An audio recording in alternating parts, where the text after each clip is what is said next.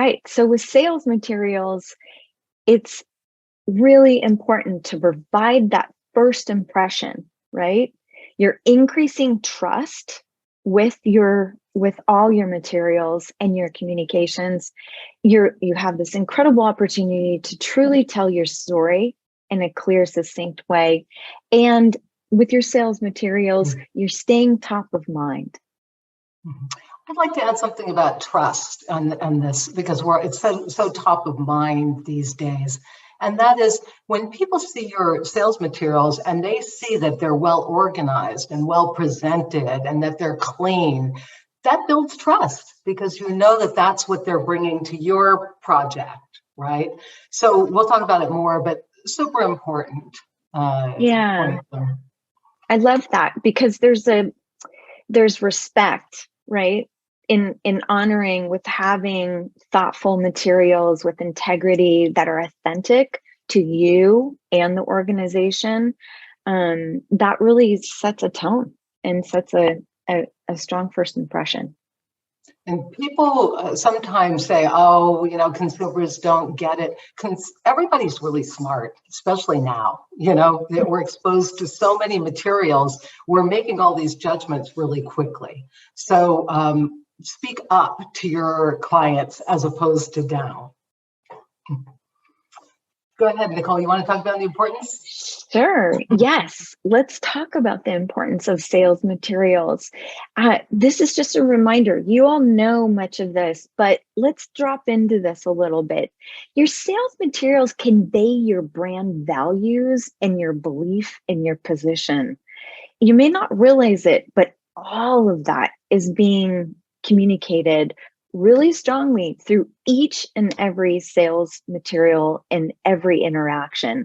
So it's important that you allow your values and beliefs and position to shine through, right?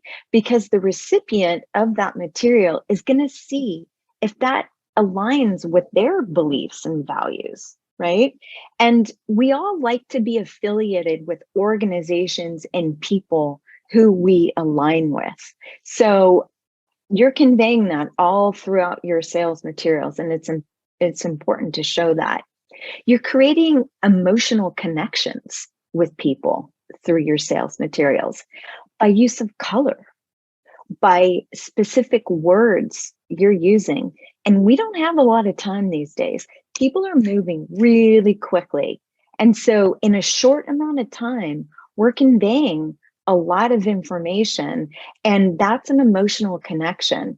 And people really need to see if that mirrors, how they feel and their values, beliefs, and opinions. So don't forget that you really want to convey an emotional connection, especially today when so many messages are being fleeting, being thrown at us. You're leaving a strong impression, whether it's a first impression or it's the last thing you leave before you go away. That's a very important lasting impression through all of these materials that we're going to touch on. You're informing the brand perception. So you're giving a taste of what your brand is all about. And this is really important as you communicate across your brand ecosystem. You're setting expectations. How are these people going to treat me? Do they value my time based on how they're communicating in their sales materials? Do they see me as an intelligent person? Janine mentioned that earlier. People are smart. We're having to bump up the level of our marketing and sales materials rather significantly, because we need to match people where they are, right? And that goes for their level of knowledge and intelligence. So it's imperative that you do a ton of research into the audience before you go about drafting a single sentence or choosing a color, right? Your materials tell your story well before you get there, and they remind you of who left right after you've gone. So whether it's across a one sheet or a website or, whatever it may be, an email campaign, it tells a story before you even arrive in on a Zoom call, if you have a personal interaction, right? So it's really important that you realize that that whole story is being told. You're laying all these breadcrumbs and putting all your breadcrumbs out there, right?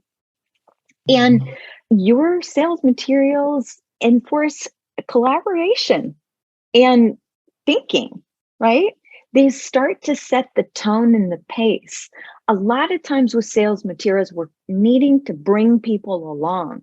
And so a lot of times we're needing to educate and validate, right in those sales materials.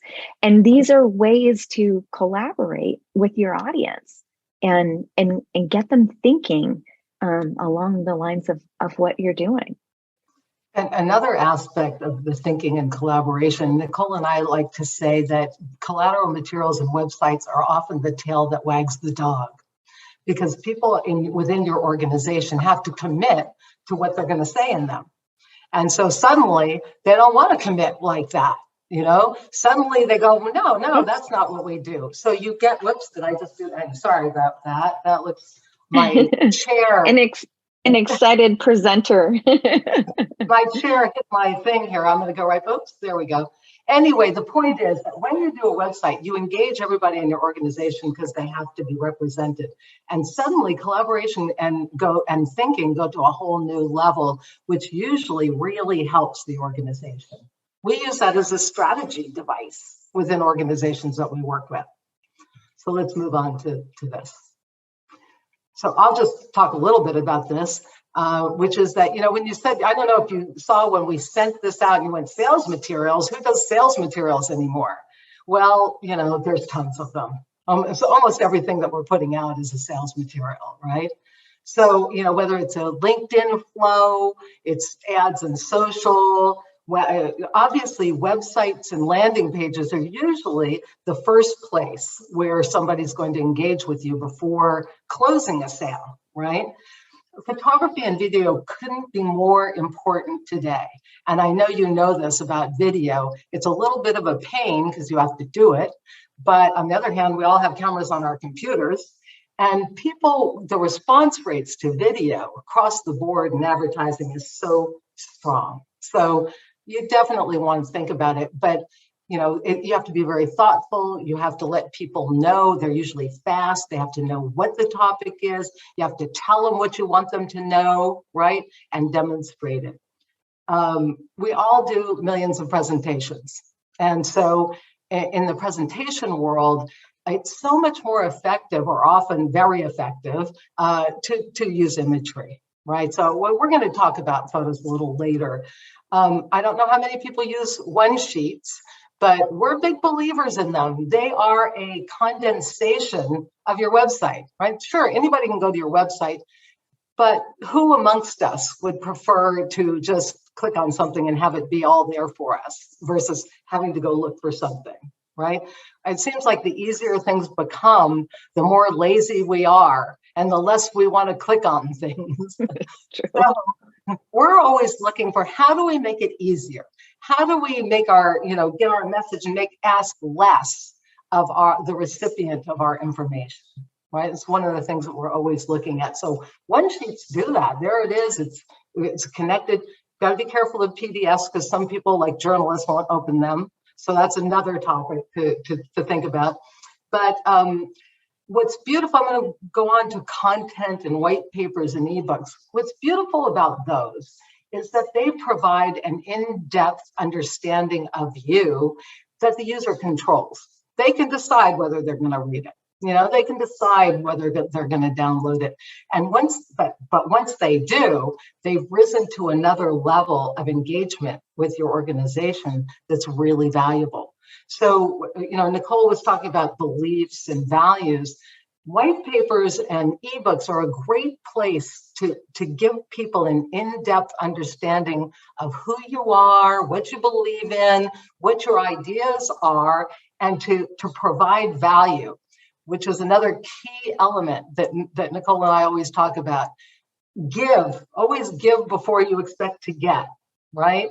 Give value in your white papers and your ebooks. Be generous with your knowledge. And all of these are ways for you to do that, really. And that will cause a much greater engagement. Business cards is kind of hilarious. I haven't been given out a lot. Nicole, have you? I have Oh, actually, wow. I have again, just because I've been starting to get out there in the world, and it's actually really fun. it's, it's nice to have them. I mean, most of the time when I'm interacting in person and meeting new people, we're using that feature on LinkedIn where you can share the code, and I love that. But a lot of times it's just really nice to have a nice business card. So I'm They do still a seem, fan. yeah, they do seem different now than they did over the last 2.5 years. And they do, and we spend money on our cards. We get really beautiful stock. We spend time and money on design, and it's a cheap way to put yourself forward and in a really positive way. So we still like them. Direct mail, there's still lots of it. Snail mail is having a resurgence, which it has ebbed and flow throughout this whole digital age. But it's an effective method for some things. It cannot, but you also want to be mindful of ecology and people throwing things away. That's Yeah. another thing that we look at through all sales materials. We hate waste, and we hate contributing to the landfill. So if there's a lot of times, like one pagers, you don't necessarily have to ever print them out, but you can if you go to an event, right? So you're not printing some of these materials, you create them, but don't print them on demand. But be mindful of whether people are going to keep these, whether they're valuable enough to keep or not, right? Sharing within organizations still occurs like that, so it can still be very valuable. Email is a whole topic, but it's your sales materials, and there's a lot of rules about that. Sales flow automations are something that we use. It's a way of nurturing your clients through a process. I'm sure you get 100 LinkedIns every day saying, hey, I've got a new technology that'll make your life a lot better. So you have to make sure that you're differentiated in these instances. And something that Nicole and I are talking a lot about these days is something called empathetic marketing. And this is something that has really grown through COVID during the time that we've all been sequestered. And that is that marketers recognize that everybody's moods are quite different today than it was 2.5, 3 years ago. So you want to be really thoughtful about how you're dropping into people's lives, what you're asking of them, and how you're speaking to them in an empathetic way. Nicole, would you like to amplify that in any way? Yeah, I always do. This is like something that's really close to me. And it's been, let's be honest, we've been through a lot these last years. And I think it's really important to honor that when you arrive at a presentation or in all of your materials. Really think about what the person on the receiving end is going through socially, health-wise, economically, right? We have Black Lives Matter, we have Me Too, we have a lot, the economic crisis. We have a lot impacting people. So it's really important to show your emotional intelligence when creating every material. And it's really exciting actually, because we talk a lot about marketing technology. We are big fans of using MarTech, and there are some technologies out there in the world that are really helping to understand people so that your marketing can really truly resonate with where people are and reach them where they are. So we've been really enjoying using some incredible technologies that give us that insight so that when we're choosing words, in our materials, we're thoughtful about all that the audience is going through, because the trauma is real and it is really important to respect that. And just to give you a practical example of what that means in reality and how it's affecting you right now is in social, where most big brands are looking at sentiment, right? They're evaluating how many people are saying mean things about us, how many people are saying great things about us, what are their feelings, what are their beliefs? So this is happening right now to you in social media. People are looking at this and deciding what to serve you based on your emotions. So it's a very interesting world we live in from both sides.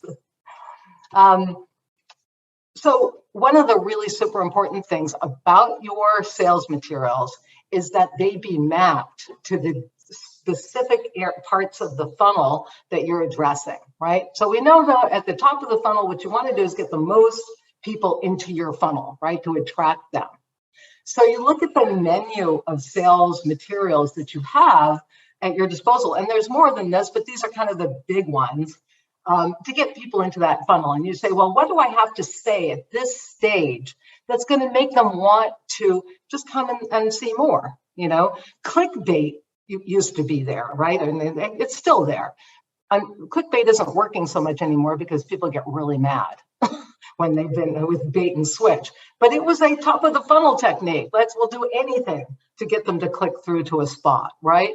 So you do want to align what you do to get them into the funnel with your own, with your values and beliefs and things like that. When there's a disconnect, you're going to have high bounce rates, for example, right?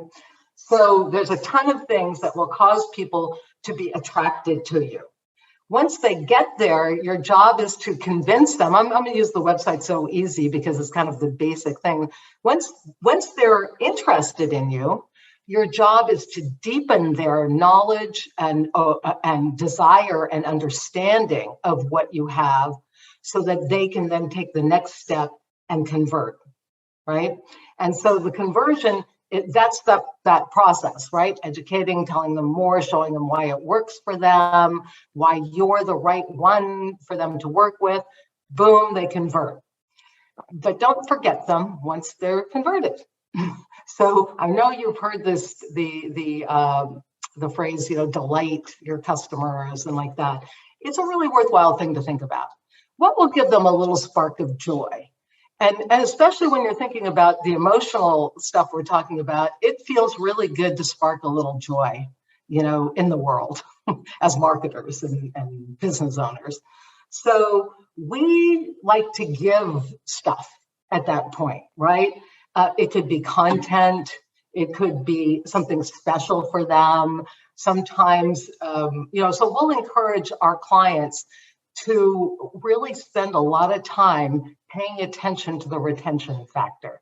And I'm sure you've all heard that it's a lot cheaper to retain a customer than there is to get a new one, to acquire one. This is becoming more and more important in marketing. So elevate your knowledge, your thought process about what you can do, what materials you can send, what communications, what offers you can provide to your existing customers that will bind them to you even more strongly. Nicole, do you have anything to add about the funnel process? Not necessarily.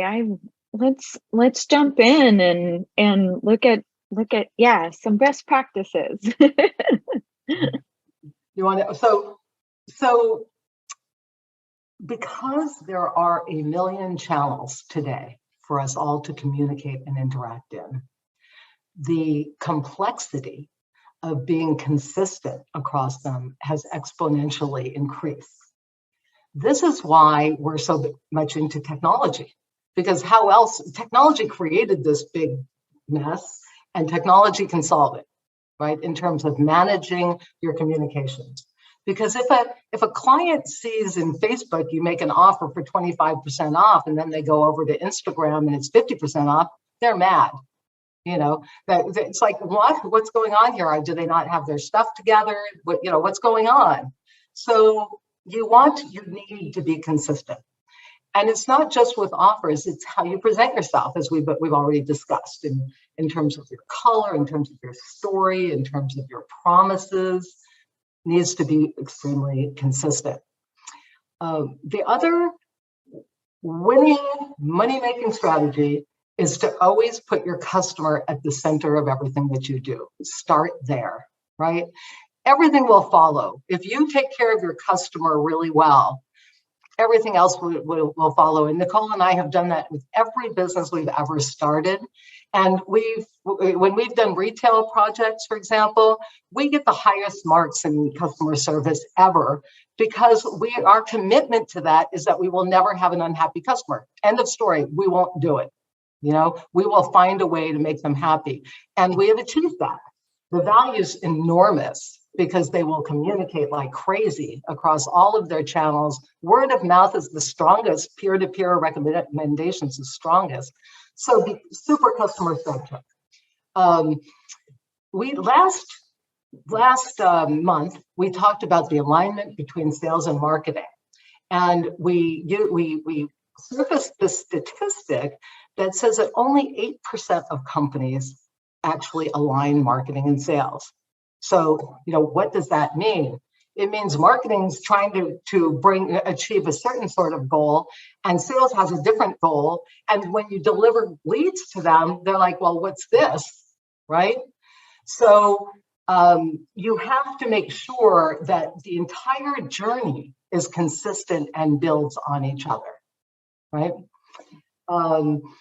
Another thing that we see is a lack of real focus on the purpose of each piece of material that you create, right? Oh no, I'm just going to tell them about my business, right?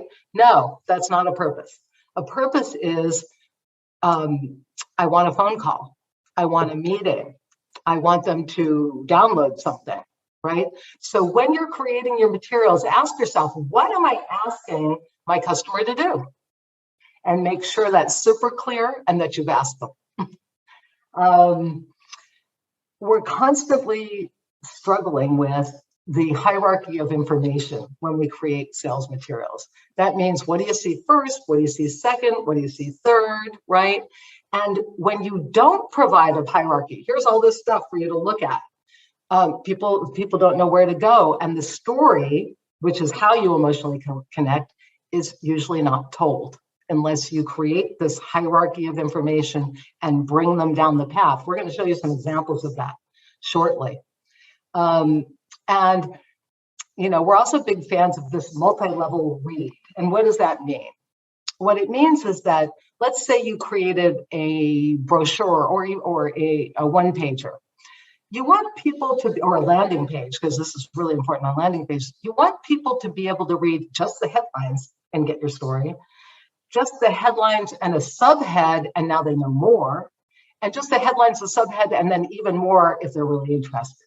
So you're offering a way for every kind of customer, right, to participate. I just want to scan it and see if I'm interested.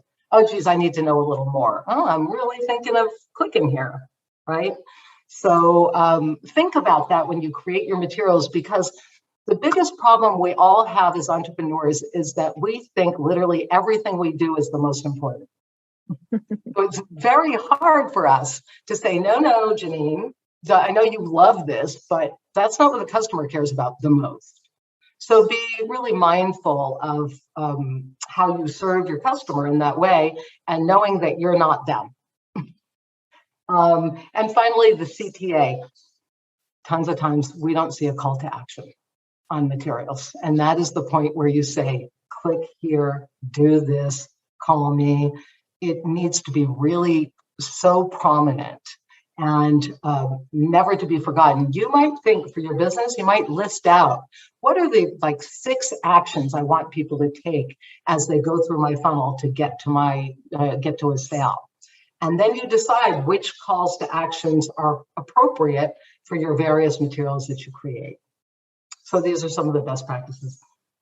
Nicole, anything to add? Yeah, just, on the landing pages, and, people are always wondering, or maybe they're a little shy about having a lot of calls to action, but it can the call to action can be not just heavy hitting, only, book a meeting.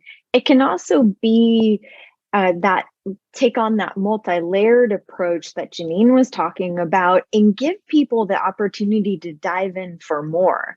Maybe I'm evaluating your software platform or, your service, and I just want to dig in a little further to understand, make sure that you have the right partnerships, you have the right, alignment, that you understand me in my profession and my function as a reader. So that can, those calls to action can be really, really helpful to get into deeper levels of content and information in your site.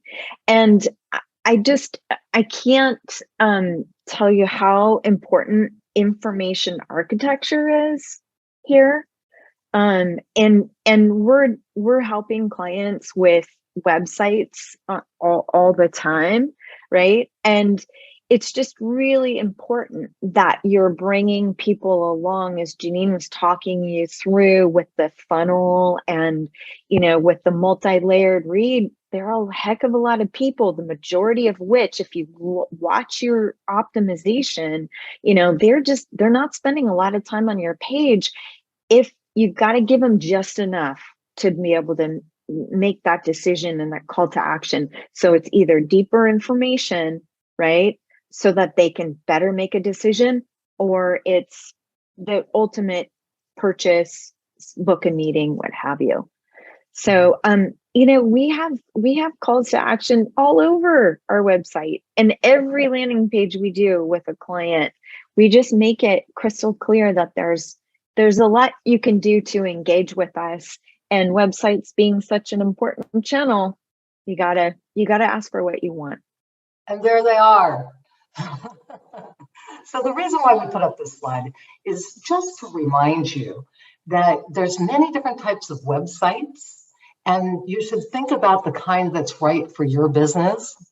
And they have different imperatives. So like take an e-commerce website.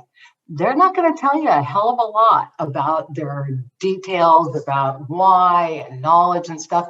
Their job is to get you to come to the site, find the product you want, put it in the cart, and press purchase. And everything that they do on an e-commerce website is designed to do that. And then, by the way, the abandoned cart, which comes when you ran away afterwards. So that's a job, right? The B2B site doesn't have the same job. The B2B site is much more educational, because the B2B sale is not going to be like put it in the cart and press purchase, right? It's going to be more of a consultative sell, likely.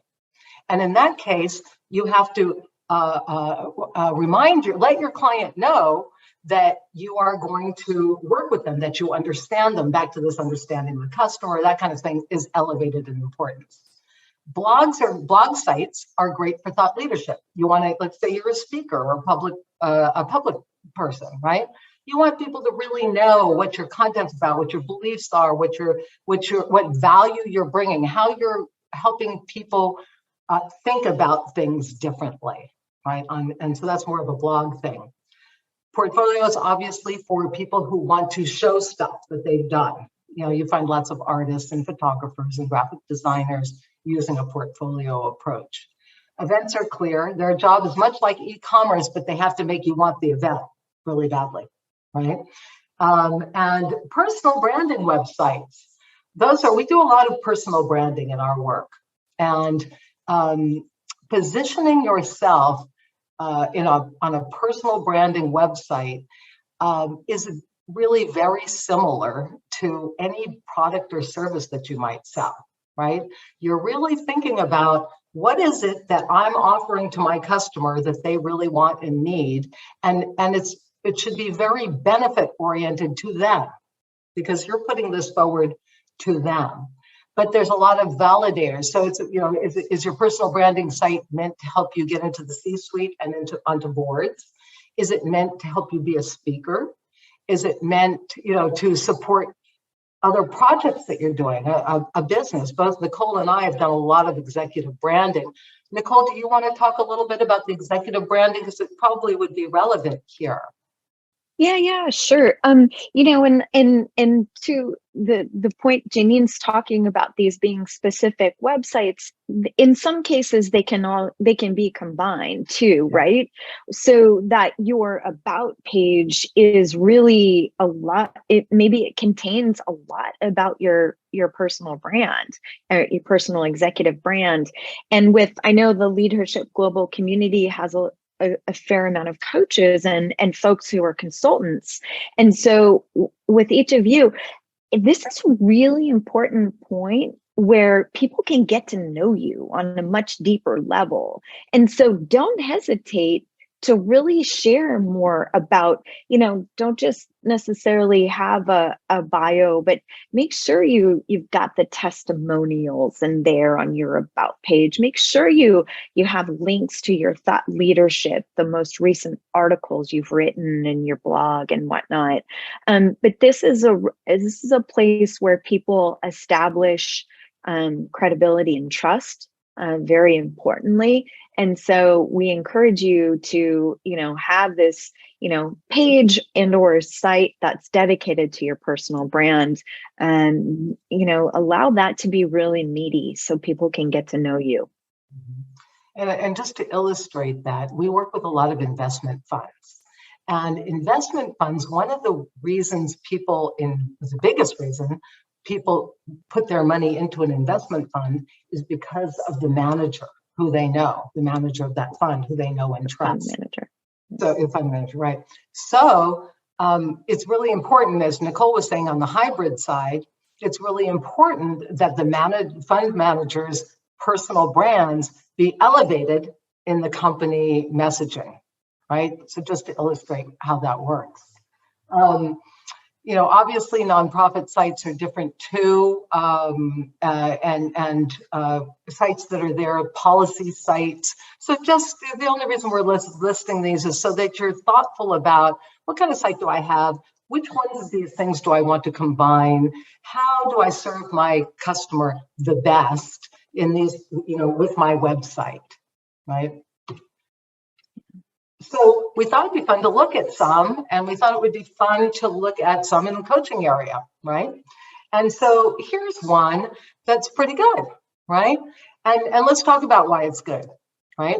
So one thing you see immediately is that she's looking right at the headline, right? This is hierarchy of information stuff. We want them to see that they get an impression of her. She's happy. It's super clean, right? She brings her eye right over to that message. And her message is that you have a special gift, right? And that she's going to bring it out, right? So it's clear, simple. You don't have any choice of where else to look. Now look across her top navigation. See, she's got her about. Clearly, you want to know more about her before you're going to engage with her. She has a blog. This is where she gets to deepen your knowledge of what she cares about, what she believes in, that kind of stuff. And then she's just like, let's go, get started, call to action, right? And which is great. And then she has shop. I don't know what she's selling there, to be honest, but whatever she's selling, it's clear that you might go and investigate if you like her, right? But undoubtedly, she's got your learn more. You're going to learn more about how and what and that kind of stuff. So she's going to bring you through message by message. It's kind of good. Nicole, do you want to say anything about this? No, I just want to highlight that it's 9:45, so we might want to kind of roll through these examples really quickly, just so we can have conversation with the folks who are on the call. Let's do that. Okay. This was also cited as a top site. We wouldn't agree with that, and you probably can see why. I can barely read her name. Right? When you use photography, be really super careful. If legibility is number one, if it's not legible, I don't care how good it looks, right? You can't have it. And look, I can't even read her navigation here. So beware, choose your photography wisely, which is our next topic. I know that you can see which one is more engaging, but let's talk a little bit about why. First of all, she's smiling with her eyes. This is something that photographers will tell you to do. So next time you take a picture, remember this, smile with your eyes, right? Great pro tip. And she's also doing a little bit of turtling. We call this turtling. You go like that. It makes you not have any of this, and it makes your whole face kind of get, emphasized. She's also got a really warm smile.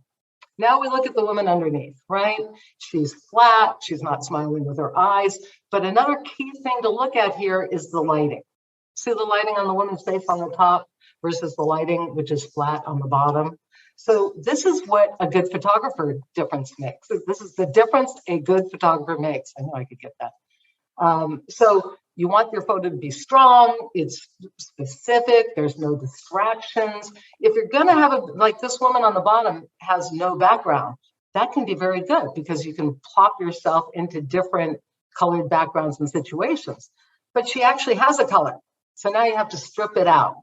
So either have a background or don't have a background, but don't have a little bit of background, right?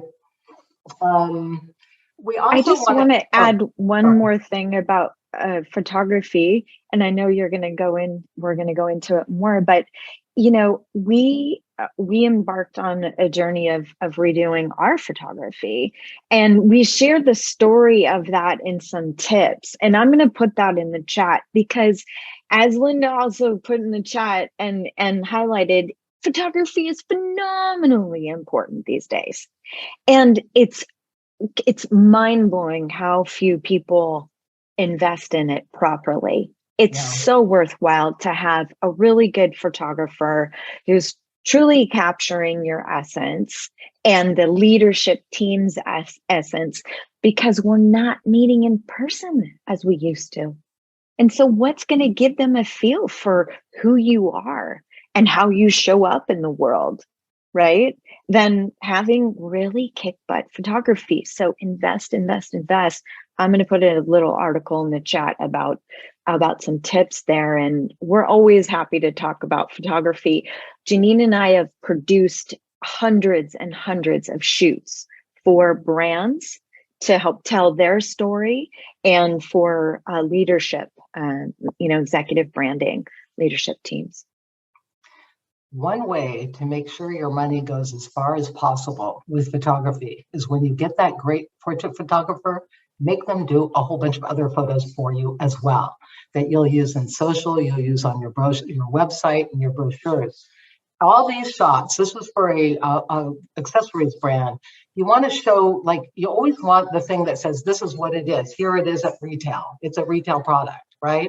And then you want to say, hey, here's our differentiators. Like, here's how you use it, right?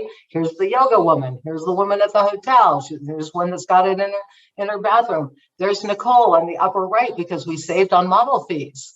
So you don't need to pay a bunch of money to models. You need some good makeup, some cool clothes, and you drive around with your photographer and you get a whole slew of photography, and it'll be cheaper than buying stock in the long run. So this was something we did for this product, and they're timeless. We did it for New York City. We've done it for lots of different clients. Brochures, quick thing. What you see here, clean, clear. They're making your eye go where they want you to go, right? And it's just a threefold brochure, easy to pick up, friendly. Going fast here. We included this because here you get two brochures for the price of one. In other words, one piece of paper, you can cut it in half. You got two brochures.